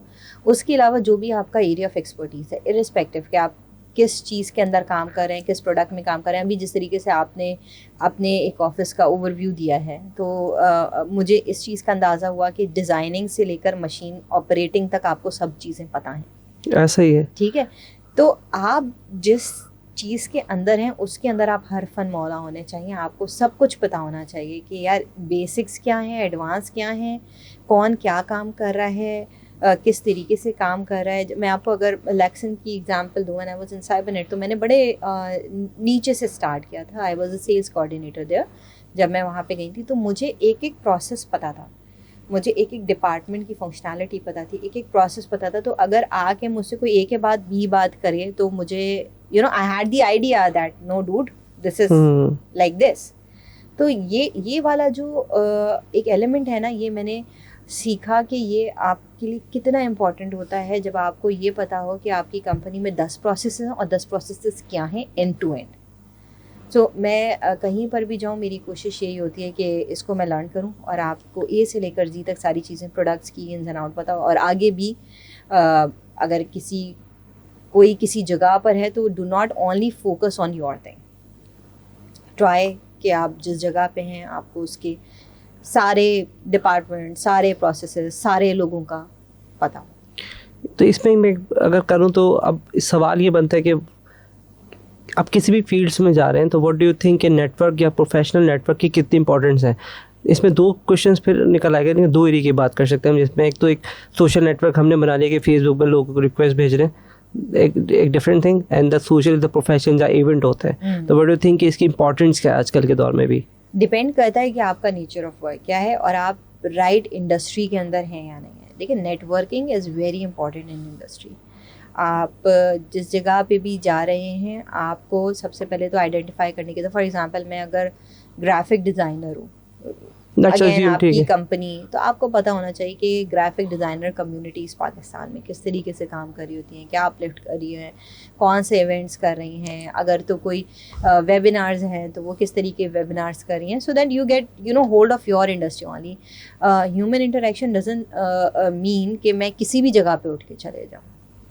तो आपको आपका एरिया पता होना चाहिए और वहाँ पे जाहिर सी बात है जब आप किसी प्रोफेशन के अंदर हैं तो फिर आप बिल्कुल जाएं, नेटवर्किंग करें। Networking is the way to go, but it has to be the networking जिसका यूज़ हो। बिकॉज जब आप निकलते हैं, बाहर जाते हैं, तो वो आपका टाइम जो है उस जगह पे लगता है, एंड सबसे ज़्यादा जो वैल्यू है वो आपके टाइम की है कि आप अपने टाइम को यूटिलाइज़ कैसे करें। So right networking, sit with right people, आपका जो सर्कल है वही बताता है आपको कि आप किस तरीके के हैं।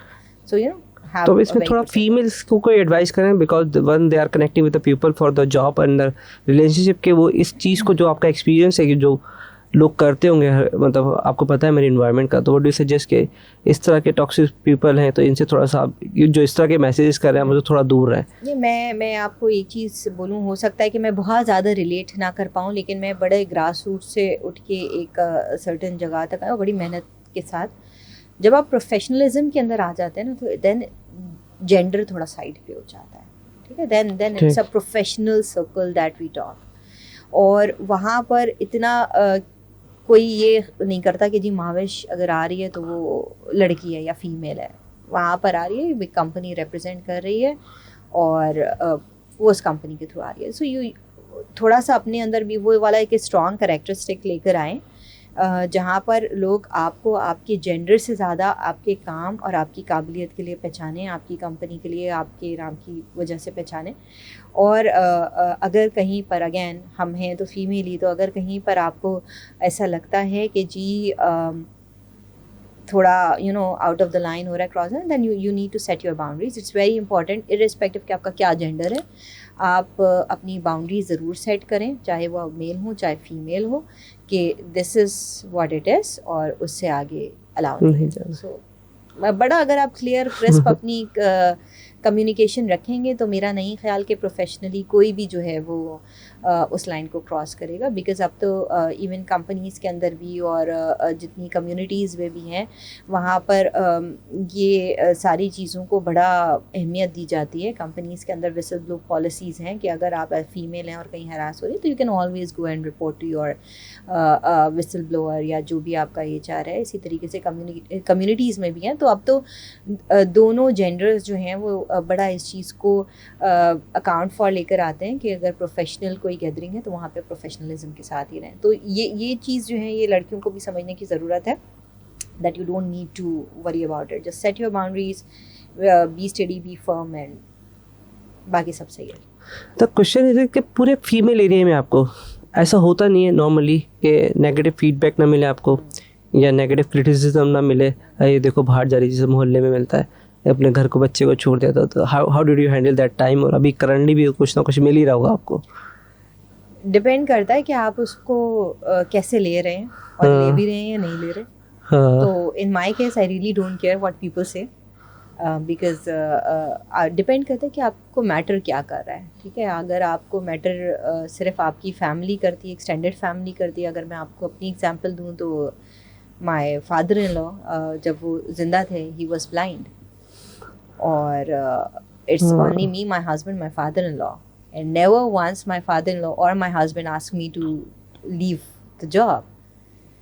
तो किस तरीके का आपको सपोर्ट मिलता है, आपके लिए क्या ज़्यादा मैटर करता है, बाहर के लोग मैटर करते हैं या घर के लोग मैटर करते हैं, ये तो फिर आपके अपने ऊपर है ना।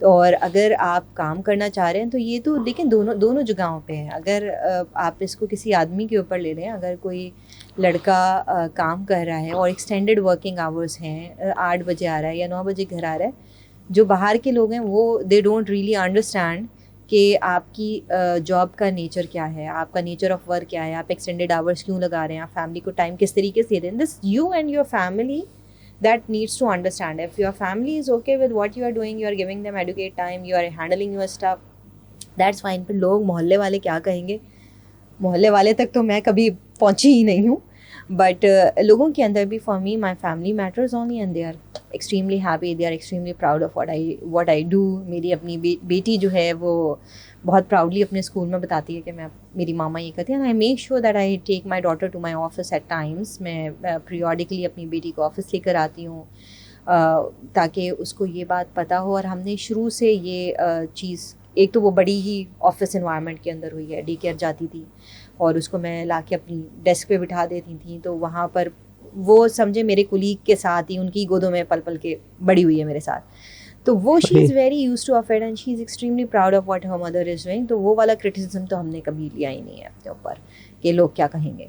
फिर दूसरा ये होता है कि यस, एक चीज़ का चैलेंज आता है और वो ये है कि when you are working on a leading position and a female, तो जो अडेप्टेबिलिटी होती है आपके टीम की, having a female on top of them, वो वहाँ पे थोड़ा सा चैलेंज आता है। और अगर मैं ये बोलूँ कि नहीं आता तो वो गलत बात होगी, बट अगेन डिपेंड करता है कि आप उसको किस तरीके से लेके चल रहे हैं। मैंने लाइफ में एक चीज़ सीखी है और वो है एम्पैथी, कि आप हमेशा ये देखें कि सामने वाला क्या सोच रहा है एंड देन अकॉर्डिंगली, मतलब डू नॉट आप उस एक्शन के ऊपर ना आए based on your only thinking. So when you start giving your people the same importance, your people the same level of comfort जो कि आपके आने से पहले था, तो चीज़ें लाइन अप हो जाती हैं। मेरी टीम के अंदर मुझसे बड़े, मुझसे ज़्यादा सीनियर लोग जो हैं वो रहे हैं और हमेशा हम एक फैमिली की तरह जो है वो रहते हैं, हम फैमिली की तरह काम करते हैं। कंफर्ट लेवल है, कंफर्ट मेरा अपनी कोशिश ये होती है कि जो भी मेरे साथ लोग काम कर रहे हैं मैं उनको बड़ा कंफर्टेबल रखूं, उनको उनके हिसाब से रखूं। देखिए at the end of the day now the dynamics and the work dynamics are changing. तो वो अब वो पुराना वाला लेगेसी माहौल नहीं रहा है जहाँ पर आपने बंदे की शक्ल देखनी है, 9 बजे देखनी है और 6 बजे तक देखते ही रहनी है। तो आपको आपका काम अगर मिल रहा है, बेहतरीन तरीके से मिल रहा है, तो for me that only matters. उसके अलावा भाई ज़िंदगी में क्या चल रहा है, किस तरीके से चल रहा है, वो I give that comfort to people. मुझे बस आपकी बेटी का आधा रिज्यूम कि उसके सोशल स्किल कितने परफेक्ट होंगे, बिकॉज हमने उसको बचपन से ही डाल दिया, जैसे हमें थोड़े से मुश्किल होते हैं बिकॉज हम स्कूल गए और एक प्रोफेशनल लाइफ में, तो मैं सोच रहा हूँ उसके सोशल स्किल्स बहुत अच्छे होंगे। इधर tried she is a very good communicator, क्योंकि उसको अपने बचपन से जब आपने कहा कि वो सोशली वो बड़ी हुई है तो उसके स्किल इतने ज़बरदस्त होंगे, जिसको मैं कहता हूँ कि वो शायद आई थिंक वो बहुत ज़्यादा सक्सेस करेगी, बिकॉज आपने उसको बचपन से उसको सोशल स्किल, ये सबसे इंपॉर्टेंट होता है। अगर आपको सक्सेस पाइए तो तुम्हें सोचा था कि उसको बचपन से आपने उसको इतना ट्रेन कर दिया एक चीज़ कि वो perfect communication. As a parent कोई भी जो माँ बाप होते हैं वो यही चाहते हैं कि उनके बच्चे को जो है बेस्ट चीज़ मिले। हमारे एंड के ऊपर no matter what you do, no matter how successful you are, the challenge is again to give that quality time to your kids. तो जब मैं ऑफिस लेकर आती थी तब भी, अब जब मैं रेगुलर ऑफिस नहीं लेकर आती, कभी कभी लेकर आती हूँ तब भी, तो we try to inculcate this one thing in her mind के जो आपके पेरेंट कर रहे हैं वो क्या कर रहे हैं, आपके लिए कर रहे हैं और किस तरीके से कर रहे हैं। सो एक चीज़ है, जब आप बच्चों को इस तरीके के माहौल के अंदर बड़ा कर रहे होते हैं या लेके जा रहे होते हैं तो नो डाउट उनकी कम्युनिकेशन स्किल्स बहुत ज़्यादा अच्छी हो जाती हैं और उनका कॉन्फिडेंस बहुत ज़्यादा अच्छा होता है। अगर मैं अब खुद को उस एज के अंदर देखूं जिसमें अभी मेरी बच्ची है तो मेरे ख्याल से मैं उसका 5% भी नहीं थी। एग्जैक्टली ऐसा ही है ना, 5% मैं भी यही सोच रहा हूँ कि हमें अभी भी मसला आता है कम्युनिकेशन में, ये थोड़ा सा हम आराम से थोड़ा टाइम लेते हैं, फिर थोड़ा रेजिस्टेंस करते हैं। अरे एक जनरल क्वेश्चन, बिकॉज आपने डे केयर को यूटिलाइज़ किया है, हमारे माशरे में उसकी एक परसेप्शन है कि ये तो यार कुछ अजीब सी चीज़ होती है, डाल देते हैं, कोई और पाल रहा होता है। What do think in the general, और अगर आप इसका जवाब देना चाहें तो? मैं बिल्कुल जवाब देना चाहूँगी। मैं बड़ी इसकी एक एडवोकेट भी रही हूँ और अगेन जो मैंने आपसे अभी थोड़ी देर पहले बात की थी कि बात करें आपस में, राइट। ये जब आप बात कर रहे होते हैं ना कि कोई और पाल रहा होता है, ये वाला कॉन्सेप्ट बहुत ख़राब है। अगर आप अपने बच्चे के साथ पूरा दिन गुजार रहे हैं या आप अपने बच्चे के साथ दिन के 5 घंटे गुजार, मैं डे केयर के ऊपर भी बाद में आती हूँ, उसमें से आप ये गेज करें कि उस 24 घंटे जिसमें आप हर वक्त अपने बच्चे को देख रहे हैं और वो जो 5 घंटे आप फोकसली देख रहे हैं, वैल्यू किस वाले टाइम के अंदर है। देखिए एक हर इंसान की एक कैपेसिटी होती है। मैं ना घर में जो लोग फुल टाइम बच्चों को टेक केयर करते हैं मैं उनको भी बहुत हाई रिगार्ड करती हूँ, जो प्रोफेशनल्स हैं उनको भी बहुत हाई रिगार्ड, लेकिन ये कहना कि कोई आपका बच्चा और पाल रहा है ये बहुत गलत कॉन्सेप्ट होता है। उसकी रीज़न ये होती है कि अगर आप किसी अच्छे ढंग के डे केयर के अंदर जा रहे होते हैं तो वहाँ पर मैं आपको एग्जांपल देती हूँ। लेक्सन का जो डे केयर था वहाँ पे we had a nanny, we had nurse, we had a teacher. जो रूटीन मैं शायद घर पे नहीं बना सकती थी वो मेरी बच्ची का वहाँ पे बना हुआ था, जिसके अंदर बहुत वेल मेंटेन्ड खाने का टाइम, सोने का टाइम, पढ़ने का टाइम, बिकॉज़ वहाँ पर 4:30 से 6 बजे तक they used to have a circle time. तो by the time my daughter was 1.56 और 2 इयर्स, तो उसको सारे बेसिक्स पता थे, उसको सारे कलर्स, शेप्स, मतलब ये मैं आपको बेसिक्स बता रही हूँ, सारी चीज़ें पता थी, जिसमें हार्डली मेरा इनपुट 10% होगा। But I give credit to the nannies जो कि उसको फुल टाइम। फिर अगर आप किसी अच्छे डे केयर के अंदर होते हैं या बच्चे को इनरोल करते हैं तो you have the camera access where you can see what your kids are doing. और इन माई केस क्योंकि वो मेरे ऑफिस के ही अंदर था तो I use to take my laptop to day care और I use to bring my daughter to my work place. Depend करता है कि आपकी प्रायोरिटीज़ क्या हैं। ये बोल देना it is very easy to tell a mother कि आपका बच्चा कोई और पाल रहा है, ठीक है, but at the same time अगर वो ओके है, उसका हस्बैंड ओके, तो this none of your business. Honestly speaking this none of anybody's business.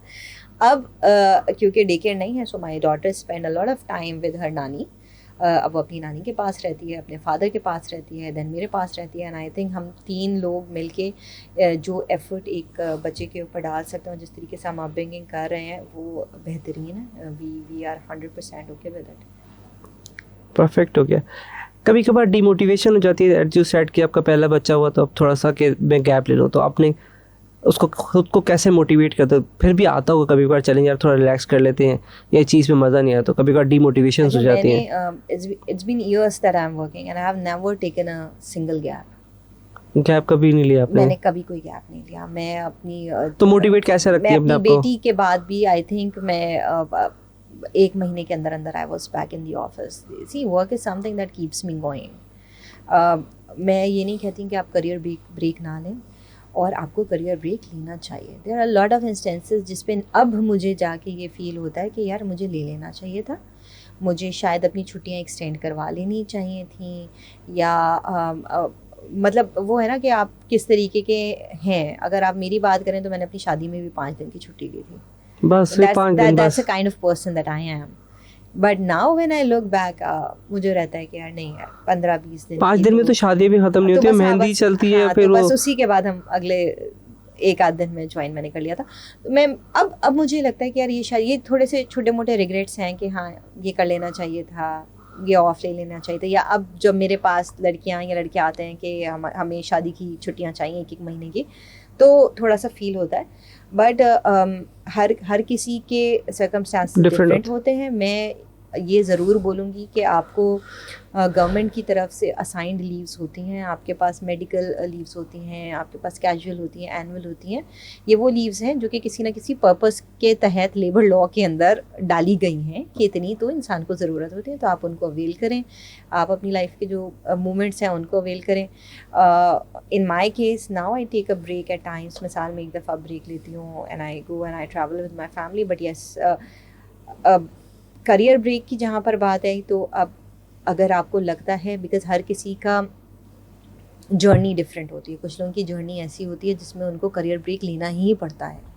अगर आपका बच्चा हुआ तो हर कोई इतना इजी उससे ट्रांजिशन से नहीं निकल जाता। कुछ लोगों को करियर ब्रेक, तो अब हर कंपनी के अंदर बैक टू वर्क वाला एक जो है एलिमेंट स्टार्ट हो गया है कि अगर आपने करियर बैक ले लिया तो लोग उसको करियर ब्रेक को आपकी प्रोफेशनल जर्नी के अंदर गैप नहीं कंसिडर करते, उसको करियर ब्रेक करते हैं और कंपनी सब आपको वापस एनरोल करते हैं। इसको हम समराइज भी कर सकते हैं, अपनी प्रायोरिटी सेट करें। Please, हाँ, please, अगर आपकी always health set your important है तो आप हेल्थ करें, पैसा इंपॉर्टेंट है तो पैसे करें। Nothing over your health. अगर आप सही हैं, हेल्थ वाइज ओके हैं, तो फिर आप you continue, but take a career break whenever it is needed. अगर आपको लगता है कि उसके बगैर नहीं हो पाएगा, और अब जिस तरीके से जेंडर इंक्लूजन के ऊपर काम हो रहा है, जिस तरीके से जेंडर इंडक्शन के ऊपर काम हो रहा है, और जिस तरीके से बैक टू ऑफिस वाले अब इनिशिएटिव्स कंपनी ले रही हैं, सो ये वाली चीज़ अपने माइंड में ना लेकर आएँ कि अगर मैंने साल भर का गैप ले लिया तो मुझे दोबारा कोई लेगा नहीं। सब ले लेंगे, कोई इशू नहीं। कोई इशू नहीं। कोई ऐसा क्वेश्चन जो आप घर से आता है, बंदा देख रहा होता है यार मुझे ये सवाल शायद तहसीन इस्लाम करेगा, हाँ, कि कोई ऐसा सवाल कि ये मैंने ना पूछा हो? आपने मोर लेस तो सब कवर कर ही लिया है। हाँ। कोई ऐसी चीज़ मुझे नहीं लग रही है, लेकिन हाँ कई दफ़ा होता ये है कि लोग मुझसे ये ज़रूर पूछते हैं कि आपने फीमेल होते हुए सेल्स को क्यों चूज़ किया है। हाँ, बिकॉज वो बड़ा आउटडोर काइंड ऑफ जॉब होती है। अच्छा, मैंने पता है क्यों नहीं किया है, क्योंकि नॉर्मली लोग सेल्स पे डालते हैं फीमेल। डिपेंड करता है कि किस तरीके की सेल्स के अंदर फीमेल के अंदर आप क्योंकि एक परसेप्शन हो गया कि सेल्स में फीमेल रखे ताकि फड्डे फसाद कम हो। अगेन वो मैनेज कर लेती हैं, क्या प्रोडक्ट है और क्या चीज़ें हैं। सेल्स बहुत जो है वो डिमांडिंग जॉब है, जिसके अंदर आपका कस्टमर के साथ इंटरेक्ट एक तरीके से समझेंगे 24/7 का काम है कि आपको। और जो दूसरी वाली आप सेल्स की बात कर रहे हैं, वहाँ पर जब तक मैं थी तो मेरा एक बड़ा स्ट्रॉन्ग ओपिनियन था, और वो ये था कि both genders needs to be out there. तो आपको कभी भी ऐसा नहीं लगेगा कि कोई आउटडोर या उस तरह की सेल है जहाँ पे हमारे पास खाली खातूनें खड़ी हुई हैं। So I am totally against it. It's all, जिस डोमेन के अंदर भी आप जाएं, it's a equal gender opportunity. जहाँ पर जितना जो है वो जॉब्स के लिए मेल्स स्ट्रगल कर रहे हैं उतना ही फीमेल स्ट्रगल करें। तो you need to give again when it comes to professionalism, it totally depends कि आपकी स्किल सेट क्या है, और स्किल सेट के बेस के ऊपर ही आपको जॉब लैंड करनी चाहिए।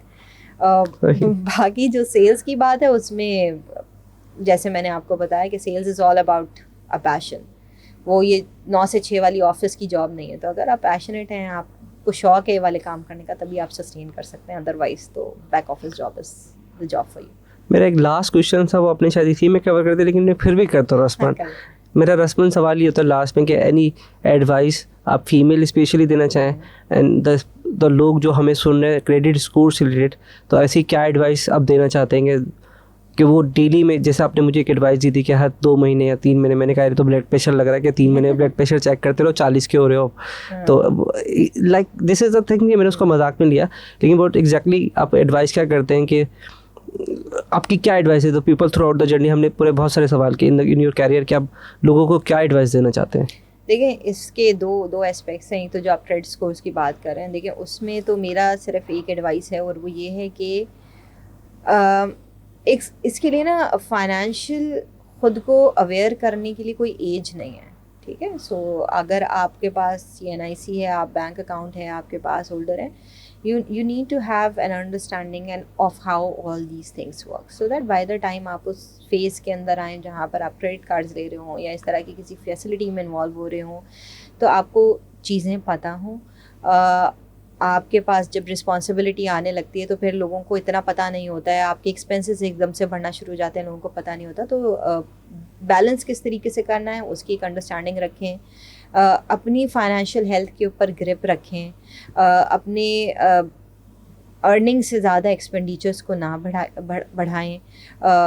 This is what my advice is to a lot of people, because जब मैं डेटा देख रही होती हूँ, मैं चीज़ें देख रही होती हूँ, तो मैं यही देख रही होती हूँ कि यार मल्टीपल लोन्स हैं, उनकी रीपेमेंट के अंदर इंसान फंस जाता है, रीपे नहीं कर पाता। और ये कुछ ऐसी चीज़ें हैं जिन फैक्टर्स के ऊपर आपकी बहुत सारी चीज़ें आगे जाके जो है वो मुतासर होती हैं। अब मैं एक और एग्जांपल दे दूँ, चलें फाइनेंशियल अवेयरनेस एक अलग बात है। बहुत सारी कंपनीज़ हैं या बैंक्स हैं, जब आप सीनियर पोजीशन पे हायर होते हैं तो वो चेक कर रहे होते हैं कि आप खुद फाइनेंशियली खुद को कितना मेंटेन कर रहे हैं। अगर आप फाइनेंस साइड के ऊपर जाते हैं तो लोग ये चेक करते हैं कि आप खुद को कितना मैनेज कर रहे हैं। अगर आप खुद को प्रॉपर्ली मैनेज कर रहे हैं तभी आप एक कंपनी को भी मैनेज कर सकते हैं।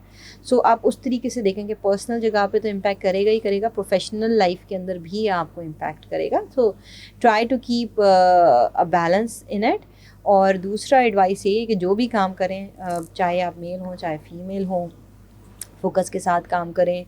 अगेन हमने लास्ट में ब्रेक की बात की। अगर आपको लगता है कि आपकी लाइफ में आपकी लाइफ ब्रेक मांगती है, तो give it a break, then you restart. Break could be anything, take a small break, take a big break, but consistency होनी चाहिए, चीज़ें होनी चाहिए। प्लान के साथ करें कि ठीक है, अगर मैंने लेना है ब्रेक तो 3, 4, 6 महीने के बाद what exactly is my plan. You may utilize that break and do some certifications, do some courses, not just leave your thing, क्योंकि 24 घंटे दिन के बहुत होते हैं, उसमें आप चाहे जिस तरीके की जगह पे भी मसरूफ़ हों, आप 1-आध घंटा, और सब इन सारी चीज़ों के अलावा अपने आप को प्रायोरिटी दें। मतलब चाहे काम कर रहे हो, चाहे घर कर रहे हो, जो भी कर रहे हो, कुछ दिन का हिस्सा सिर्फ अपने लिए निकालें। अच्छा, मुझे एक आखिरी बस एक सवाल आ गया कि मुझे ऐसा लगता है कि लोग ज़्यादातर अपनी क्रेडिट हिस्ट्री को या अपना डेटा को ख़राब करते हैं जब उनके घर में कोई शादी आती है। ये मुझे लगता है, क्योंकि मैं अभी 2-3 दिन से शादी में जा रहा हूँ, मैंने देखा है लोग इस तरह से ड्रेसेस के ऊपर, खानों के ऊपर दिखाने के चक्कर में बर्बाद कर रहे होते हैं। इज इट राइट और रॉन्ग, मुझे नहीं आइडिया। देखिए, हमारे पास ये डिटेल तो नहीं आती कि आपने वो पैसा जो लिया है वो कहाँ खर्च किया। हाँ, ये भी एक सवाल है। ठीक है, लेकिन ये चीज़ ज़रूर है कि एक्सपेंस आप क्या कर रहे हैं और किस चीज़ में कर रहे हैं। अगेन, शादी के ऊपर खर्चा करना इज़ समथिंग जो मुझे कभी समझ में नहीं आया। मैंने यार 1 करोड़ रुपए की शादी भी परसों अटेंड की है। And I have set the example. अगर आप मुझसे बात करेंगे तो मेरी शादी में शायद टोटल जो है 80 या 90 लोग इनवाइटेड थे, that are like close family people, and there is nothing in the dowry. तो मैं तो अपने घर से कुछ नहीं लेकर आई थी at my husband's place. So depend करता है कि आप किस तरीके के माइंडसेट के हैं। अगर आप इन सारी चीज़ों के अंदर चलेंगे तो देखें, अब जिस तरीके के हालात हैं हमारे इकॉनमी के, वहाँ पे ये वाली सारी चीज़ें भाई सूट नहीं करती। तो you set your expectations accordingly, और आप अपने एक्सपेंस को भी उसी तरीके से जो है वो सेट करें। और मे बी अगर आपके पास बहुत ही पैसा है तो फिर help the bride and groom to set. कैसे हो सकता है, मुझे तो नहीं समझ में आता कि वो, अब मैं लिटरली बता रहा हूँ कि सिर्फ खाने में 1 करोड़ रुपए का खाना था खाली। अच्छा, मैं परेशान हूँ भी 3 दिन से। मैं उनका डेटा निकाल रहा हूँ कि क्या काम करते हैं, बट आई हैवंट। मैंने कुछ रिलेशन से भी बात की, मैंने कहा भाई ऐसा क्या काम करते हैं कि एक दिन में वो 1 करोड़ रुपए शादी के खाने पे हॉल के साथ लगा सकते हैं। But this उसके is the ऊपर मैं thing. Comment honestly we don't get that data कि तो- आपने एक्सपेंस कहाँ किया है। हाँ ये है कि अगर आप कर सकते हैं तो मैं देखें अगेन आपकी It's- पर्सनल प्रेफरेंस है, वो बट अगर आप depend उसको उधार पे या लोन लेके कर रहे हैं तो भाई ना करें। दिखाने का ये वाली चीज में ना दिखाने का चक्कर भी तो है। हाँ, ये वाली बट चीज़ ये एक ऐसी मुझे बात करते करते आए, शायद ये मेरा पर्सनली सवाल समझे, क्योंकि मैं लोगों को देख रहा हूँ 2 दिन से, मुझे मेरे पास बहुत ज़्यादा शादी के कार्ड आ रहे हैं, तो मैं देख रहा हूँ यार कितना लोग उड़ाते हैं। मतलब मैं शायद अभी अज्यूम नहीं कर सकता था कि ऐसा भी होने लगा है। Started from your home own home, set an example कि जब देखें जब अपने ऊपर भी आती है ना तो लोग मैंने जो देखा है कि जी बेहतरीन हॉल देखना है और बेहतरीन हाँ। चीज़ें देखनी, तो सबने अपने घर से स्टार्ट करना चाहिए। और जिस चीज़ के ऊपर आप कन्विंस्ड नहीं है उसके ऊपर stay firm and don't do it. If people are doing it let them do, उनको आप मना नहीं कर सकते, बट जो चीज़ आपके अपने हाथ में आप उसको तो बिल्कुल मैनेज कर सकते। सबसे पहले अपने आप को कंट्रोल करें, अपने क्रेडिट स्कोर को कंट्रोल करें, अपनी हेल्थ को कंट्रोल करें, अपने आप को कंट्रोल करेंगे। मैंने हेल्थ के साथ क्रेडिट स्कोर भी ऐड कर दिया ना, क्योंकि ये भी एक मुझे लगता है ज़्यादा इम्पोर्टेंट। आपका ख़राब होगा तो बीपी आप ही का हाई होगा। हाँ देखिए, को रिलेशन तो बन गया इसका, डायरेक्टली रिलेशन भी बन सकता है, को रिलेशन भी बन सकता है।